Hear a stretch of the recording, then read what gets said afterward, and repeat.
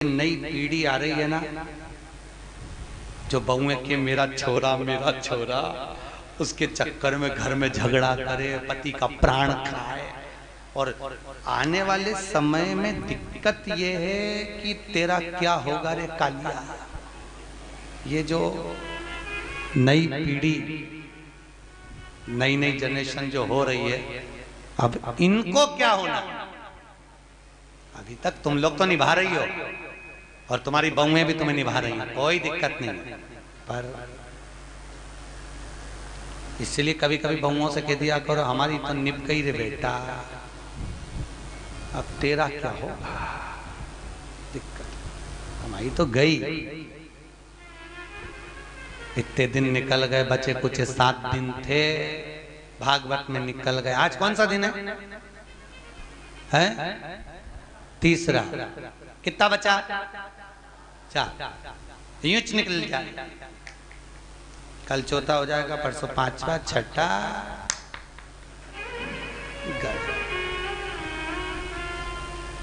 अब कई करे तो तुम तो कभी कभी बहुओं को कह दिया करो, हमारी तो निकली गई, बचपन गवा दिया, जवानी निकल गई, शरीर बुढ़ापा आ गया, 2 रोटी खाएंगे, कहीं पे भी पड़े रहेंगे, राम गुण गाएंगे, कोई भी दे देगा री बेटा।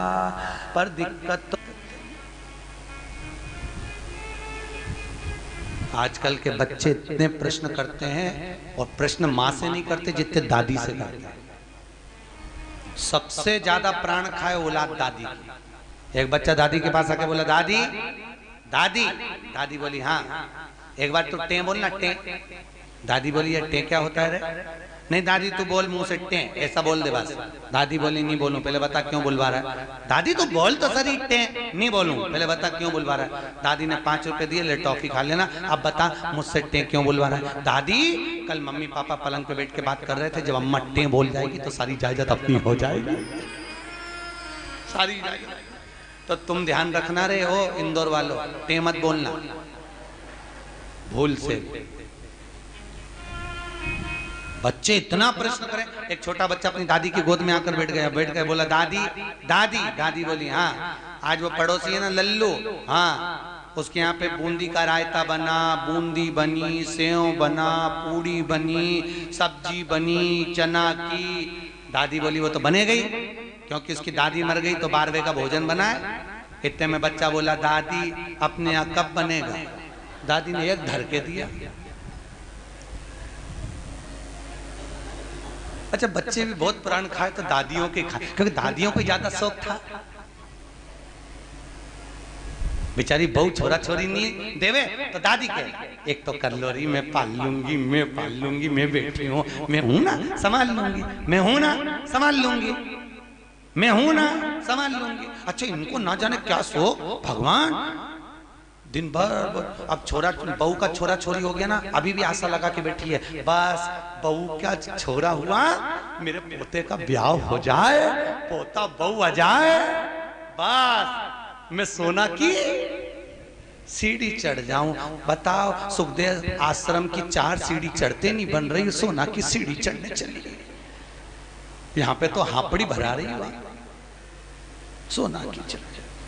और औलाद भी ऐसी, पर पोता भी हो गया तो सोने की सीढ़ी जब दादियों की चढ़ाएं, कई जगह हमको बुलाएं देखने के लिए, गुरुजी आओ हमारी अम्मा सोने की सीढ़ी चढ़ रही, तो इतनी सी सोने की सीढ़ी बनवाए पट्टा, इतनी सी। कब चढ़ती थी सोना की सीढ़ी? गरुड़ पुराण में लिखा है सोने की सीढ़ी जब पर पोता हो जाता था और डोकरी मरती थी, तब अर्थी पे सोने की सीढ़ी चढ़ती थी। और आजकल कब चढ़ती है? जीते जी तू तो जा, अभी जा। ब्राह्मण कभी नहीं करता, इसलिए आज भी सोने में ब्राह्मण भोज नहीं होता। कभी देखा आप लोगों ने? सोने की सीढ़ी में कभी ब्राह्मण भोज नहीं होगा, क्योंकि सोने की सीढ़ी का भोजन कभी ब्राह्मण नहीं करता। क्योंकि सोने की सीढ़ी जिस दिन मरता है उस कहां प्रणाम करते हैं? मंदिर के पीछे। जितना आगे प्रणाम नहीं करेंगे उससे ज्यादा पीछे करेंगे। कौन से शास्त्र में लिखा है कि मंदिर के पीछे प्रणाम करो? कौन से पुराण में लिखा है कि मंदिर के पीछे प्रणाम करो? कहीं लिखा देखा? अरे बोलो तो सही, किसी शास्त्र में पढ़ा? ईमानदारी से बोलना। भगवान कृष्ण के पीछे दौड़कर चल रहा था कौन? काल्यावन। कथा आएगी आगे। जरासंध के साथ जब युद्ध हुआ था और ब्राह्मणों की सेना लेकर आया था काल्यावन, और भगवान युद्ध का मैदान छोड़कर भागे। नाम क्या पड़ गया था? रण छोड़ रहा है। तो ईमानदारी से बोलो, ब्राह्मणों की सेना देखकर भगवान भागे, भागकर आगे जाके पीछे जो काल्यावन आ रहा था, क्या उसको मार नहीं सकते थे? अरे बोलो जम के, मार सकते थे ना? जब जरासंध को मार सकते हैं, आदि को मरवा सकते हैं, तो काल्यावन को क्यों नहीं मारा मेरे द्वारकानाथ ने, मेरे द्वारकाधीश ने? क्यों नहीं मारा? क्योंकि भगवान कृष्ण को मालूम था ये काल्यावन ब्राह्मणों को इतना भोजन कराता है, इतना वस्त्र दान करता है कि सारे ब्राह्मणों का इसका मरना इतना सरल नहीं है। तो भगवान ने सोचा इसको मारने के लिए एक ही काम हो सकता है कि मुझे भागना पड़ेगा। मैं भागूंगा तो ये मेरी पीठ देखेगा, मेरे पीठ पर अधर्म का निवास होता है। जितना ये मेरी पीठ देखकर भागेगा उतना इसका धर्म नष्ट हो जाएगा, अधर्म बढ़ जाएगा, अधर्म बढ़ेगा, ये ऊपर आएगा और मर जाएगा। इसलिए भगवान भागे, अपनी पीठ दिखाकर भागे, और पीठ जितनी काल्यावन ने देखी, ऊपर जाते से मुचकुंद के नेत्र द्वारा जलकर भस्म हो गया। इसलिए हमारे हिंदू धर्म की रीति है कि मंदिर के पीछे अधर्म का निवास होता है। इसलिए मंदिर के पीछे जितना तुम प्रणाम करोगे उतना तुम्हारा पाप बढ़ेगा, पुण्य नष्ट होगा, उतना पुण्य नष्ट होगा। अब सोचो तुमने कितना पाप कमाया, बोलते जाओ। अरे बोलो तो रे, पाप कितना कमाया और पुण्य कितना कमाया?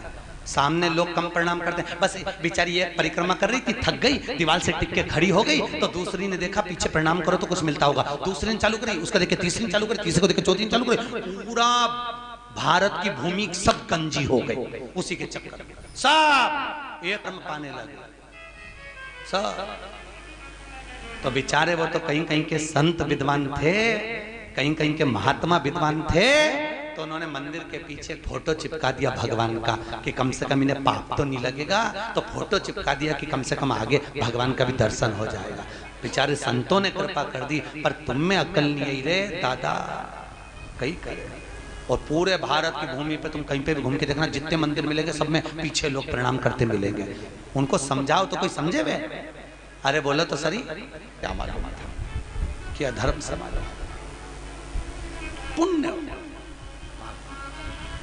ऐसी कई गलतियां हैं जो हम जीवन में करते रह रहे हैं, बहुत गलतियां करते हैं हम, बहुत। दिए के अंदर ही बत्ती रख के जला दें, परिक्रमा कर लें, ऐसी कई गलतियां हम अपने जीवन में कर रहे हैं, और भगवान से आशा रख रहे हैं कि भगवान हमको तार देगा, स्वर्ग भेज देगा। कहीं नहीं जाएगी, यहीं पड़ी रह जाएगी, फालतू की बात। सुधारो।